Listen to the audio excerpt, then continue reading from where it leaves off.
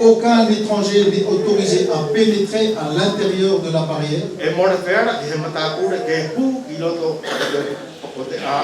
Et de l'enceinte entourée du temple.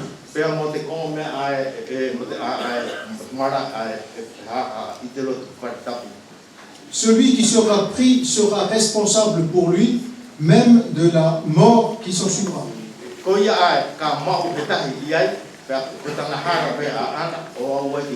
C'est un règlement aux lourdes conséquences que Paul connaissait très bien.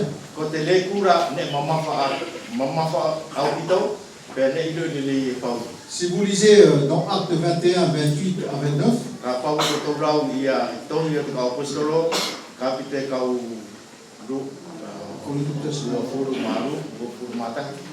vous verrez que Paul a été accusé à torturer à tort.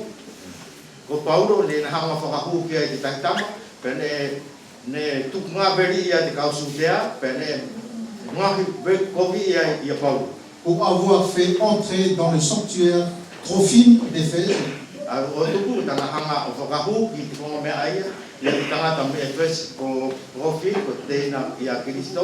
un chrétien d'origine païenne.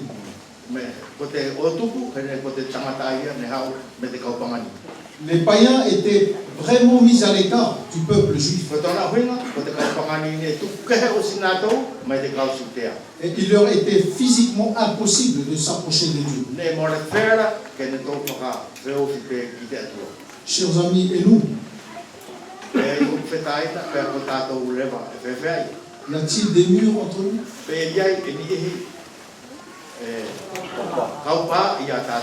Je vous laisserai répondre vous-même à cette question.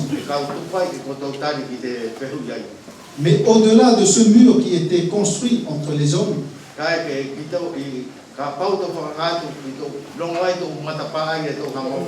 il y avait un autre mur. Cette fois-ci, il y avait une séparation entre les hommes et Dieu.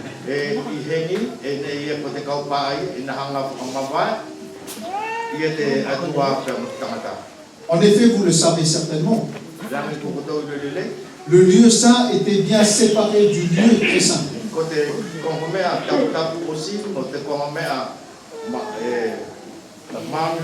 Non pas par un mur endur,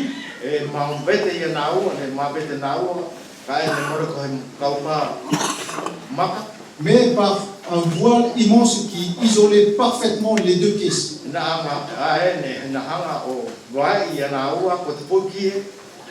Et personne ne pouvait franchir ce voile sous peine de mort.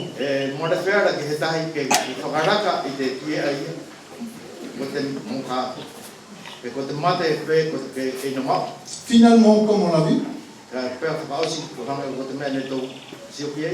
aucun homme ne pouvait se présenter devant Dieu sauf le grand prêtre.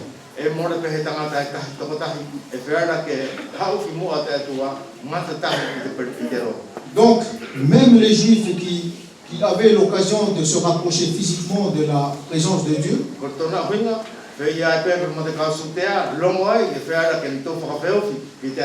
se retrouvaient exclus. Et séparés de Dieu parce qu'ils n'étaient pas assez purs.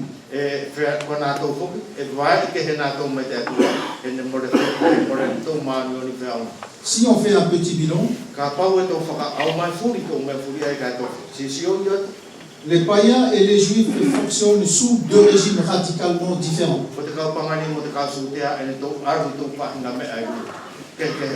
Les uns sont totalement ignorants de la loi de Dieu, et les autres appliquent la loi de Dieu à la lettre.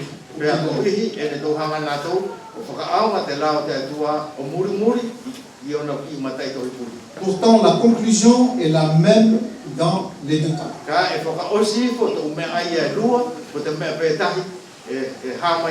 Les deux peuples s'opposent et ils sont tous les deux séparés de Dieu.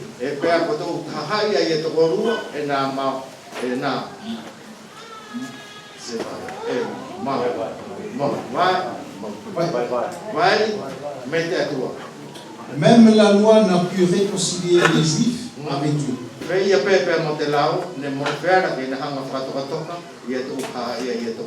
Puisqu'ils ne peuvent pas devenir parfaitement purs et saints.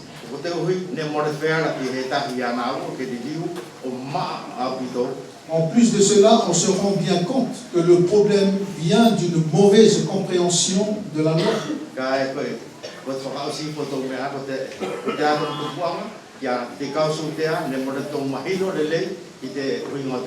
Car selon Genèse 12, le peuple juif a été appelé à être une source de bénédiction pour toutes les autres nations.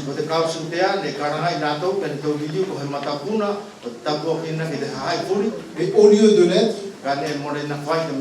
ils ont construit un mur entre eux et ces autres nations.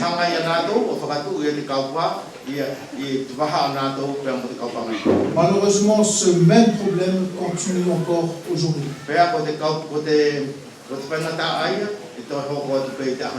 Puisque nous-mêmes, on continue encore à se croire au-dessus des autres.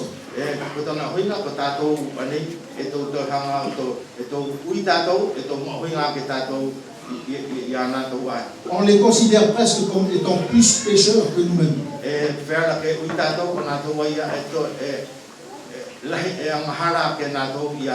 Chers amis, nous sommes appelés à être des sources de bénédiction pour les autres.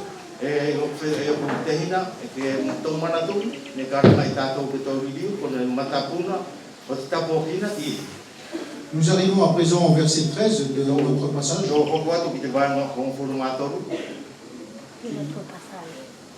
Mais maintenant, dans l'union avec Jésus-Christ,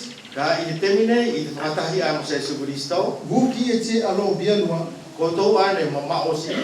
vous avez été rapprochés par son sacrifice.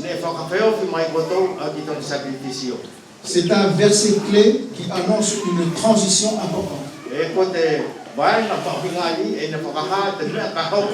Il y a maintenant face à autrefois.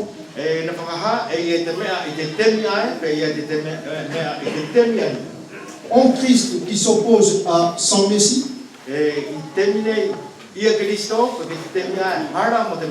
Par le sang de Jésus-Christ contre la loi illustrée avec la circoncision et les alliances de la promesse.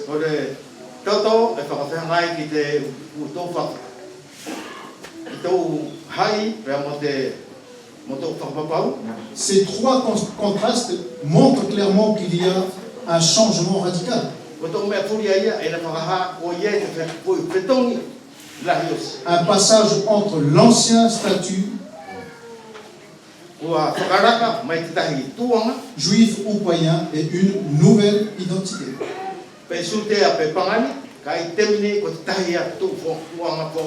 Le mur qui séparait les juifs et les païens est renversé au verset 14.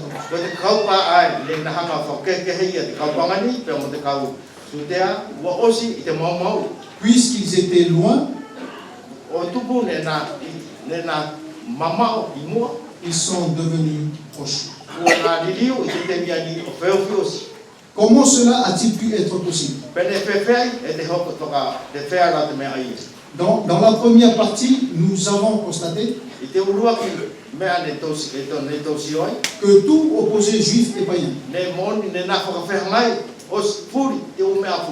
Il y a un événement qui est venu bouleverser ces anciens systèmes. C'est la mort et la résurrection du Christ. Par son sacrifice, Christ a rendu possible ce qui était impossible.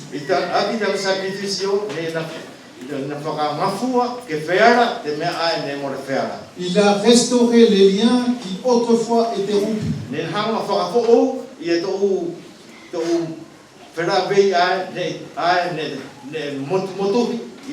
Il a rendu la loi et ses commandements sans effet. Verset 15.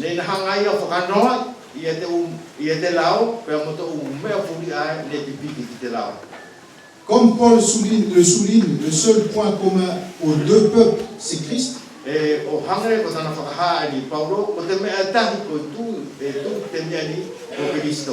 C'est-à-dire qu'en ayant accepté Christ dans leur vie, Ko tana huinga, mukato ka nan pau e tau tai e Jesu Kristo i tau mauri, chaque juif et chaque païen a reçu la paix de Dieu.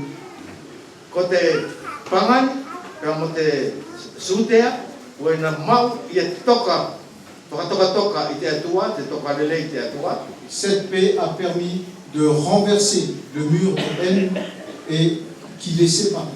Pea ko te toka lele i ai, ne na hanga mau i e te mata, i e te kaupa ai, ne hanga wai i nao. Et ça a aussi permis d'être réconcilié avec Dieu. Pea ko te mea aia, ne na hanga o to e whaka toka, tātou pea mo te atua. On constate plusieurs changements. E tau sio ai, ki tau whahinga mea, ke tau whetongi, ke. Premièrement, la relation entre les juifs et les païens a changé. E urua ki ko te whelongoi, a te kaupangani, mo te kausutea, te whetongi. Non pas grâce à leurs propres efforts, Ne ka mora ko hai mea, ne tau hanga o whakatuku, e ki tan tau ngāue. mais parce qu'ils se sont unis à Christ. O kai tuku, hene ua nā pipiki, ki a Jesu Kristo.